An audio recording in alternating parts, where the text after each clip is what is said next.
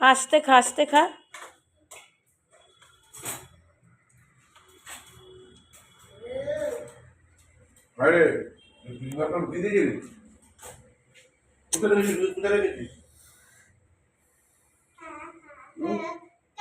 কতটা বদমাস! কোথায় গেছিস লুকিয়ে?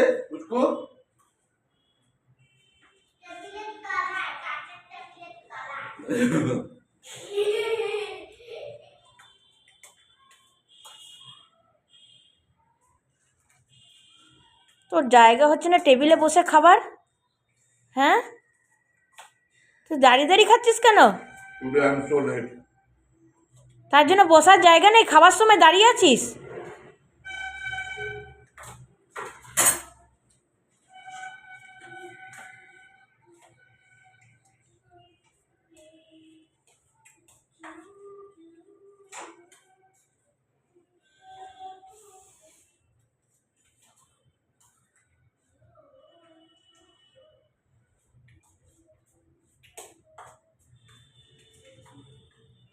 শুনছ, আসার সময় গুড় আনবে, ডেলা গুড় আর চাল গুঁড়ো।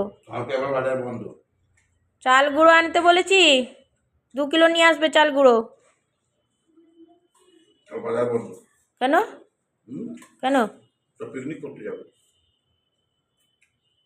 ওই মুখে বলা, যারা পিকনিক করতে যাবে না তারাও বসে, তখন ওই ফায়দাটা নেয়। আইন নেই, অন্যরা বসবে, এইদিক সেদিকে বসবে, পুরো লোকরা বসবে। তাহলে বসবে তো। আর দোকান, তাহলে তুমি চাও না যাও, তুমি দোকান খুলতে পারবে না।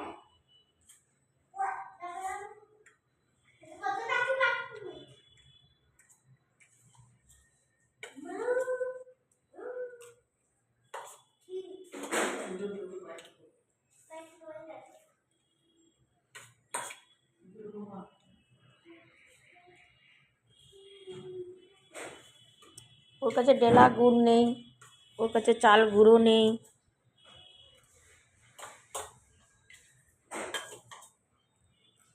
গোবিন্দভোগের চাল গুঁড়ো পাওয়া যায়? তো নিয়ে আসবে তো গোবিন্দভোগের চাল গুঁড়ো।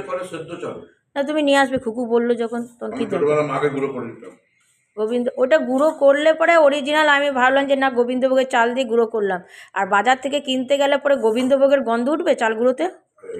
তাহলে আমি ছোটবেলা মাকে গুঁড়ো করে দিতাম। ওই ইয়েতে আটা যেখানে পিসায় সেখানে। ওইগুলো অনেক মেহনত বাবা। তখন বয়স কম ছিল, রক্ত গরম ছিল।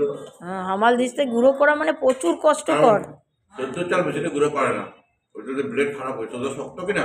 হ্যাঁ, যেটা আটা গুঁড়ো করে সেখানে আতর চাল গুঁড়ো করে দেবে। হ্যাঁ, সেদ্ধ চাল গুঁড়ো করে দেবে না। তাহলে এই যে গুঁড়ো যে চালগুলো, যে সেদ্ধ চালের, ওরা বড় মেশিনে করে, যেখানে তোমার মধ্যে ব্লেড আরো শক্ত। মানে সোনা কোনো ডিসিপ্লিনই জানে না। যাক, আমি হামাল দিস্তা করে, মেসোমশাই হামাল দিস্তা এনে দিয়েছিল, রেলে কাজ করতো কিনা। হ্যাঁ, রেলের ফ্যাক্টরি থেকে বার করে লোহার হামাল দিস্তা এনে দিয়েছিল। লোহার আমাদের আছে লোহার, বাবার ঘরে দুটো, একটা বড় একটা সরু। দিয়েছিল, ফ্যাক্টরি থেকে বানিয়ে দিয়েছিল। রেলে কাজ করতো কিনা। হ্যাঁ, তো আমার কিছু তাস খেলা চিপ্পু, হ্যাঁ, ওই চিপ্পু করে এসে বিক্রি করতাম। আমি আমাদের দুপুরবেলা করে বসতাম স্কুল থেকে এসে, আমাদের গুরু গুরু গুরু করে করে। তুই তো বাবার মায়ের মেয়ে ছিলিস, সব করে দিতিস।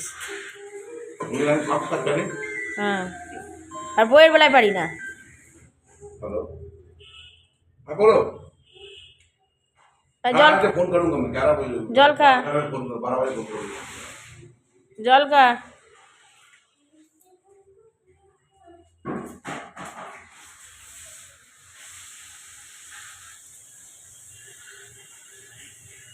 ওগুলো নিয়ে আসবে, বুঝলে? কালকে তোর সময় হবে না, কালকে তো বানাতে হয়। সংক্রান্তির পরের দিন খাও। কিছুই জানিস না, কাউকে বলবি তো।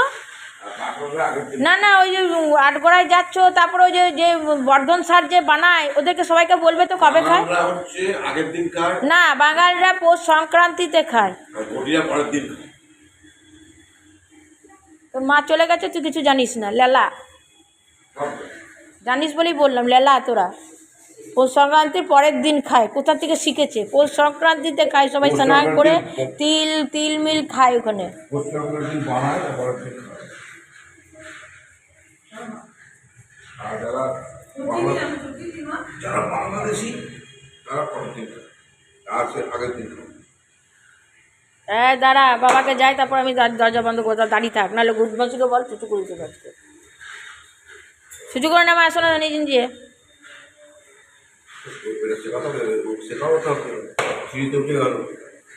ও এখনো বাচ্চা, বাঙালিদের বাচ্চারা থ্রিতে উঠলে কেন 4 অব্দি বাচ্চাদেরকে ঠিক করে দেয়।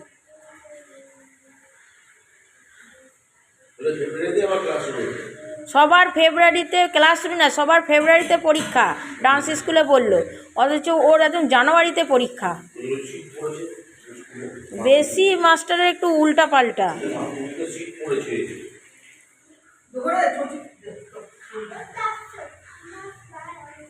কর না এই স্কুলে মাধ্যমিকের সিট পড়ে, মাধ্যমিকটা ফেব্রুয়ারিতে।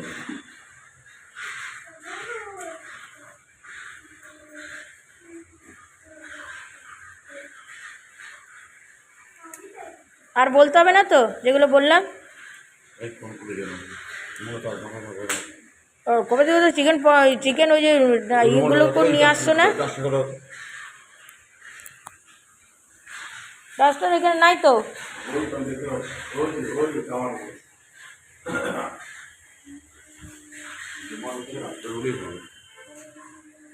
দাঁড়া একটু দাঁড়া।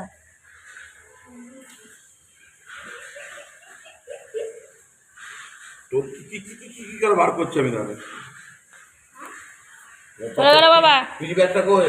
পিজি ব্যাগটা কই? হ্যাঁ এই পিজি ব্যাগ লুকিয়ে তো আমরা হার্টবিট ডাউন করে দিচ্ছি। বেশি লুকালুকি করবি অমনিই হবে। এক জায়গায় রাখবি, ওরা মনে থাকবে। 10 জায়গায় লুকালুকি করবে, ব্যাস। টাটা করে দাও এখান থেকে। আচ্ছা ঠিক আছে, টাটা কর। টাটা। টাটা যা।